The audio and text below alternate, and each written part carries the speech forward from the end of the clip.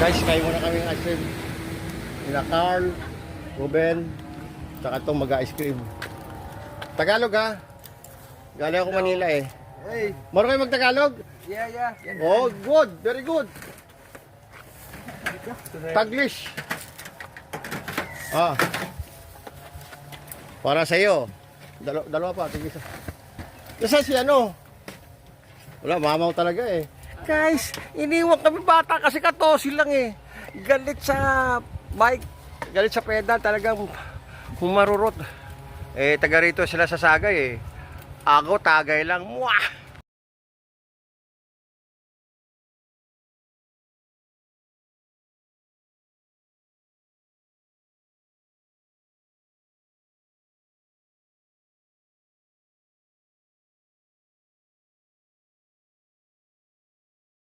Good morning guys, dito ako ngayon sa Dinangasan Bridge, sakop ng bayan ng Katarman, Camiguin.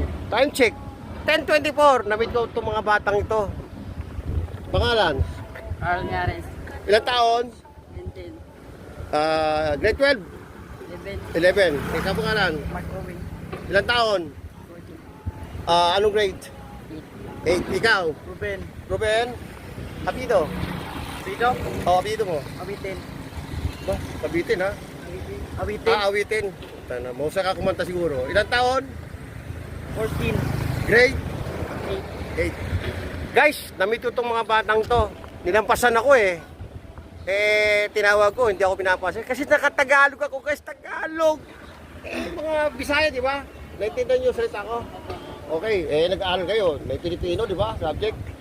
Guys, mabuti na lang. Marunong mag-Tagalog itong mga to, guys. Ito, ipiprank ko na sa FB to. Kaibigan ko na dito sa Camiguin. Taga saan kayo sa Camiguin? Sagay. Sagay, dinaanan ko yun. Anong barangay? Manuyog? Ano? Sentro, Poblasyon. Dinaanan ko yun. Guys, taga-poblasyon pala to ng Sagay eh. Hindi Tagay ha. Hindi kayo mainom ha. Guys, hindi barangay Tagay, kundi Sagay Camiguin. Wah!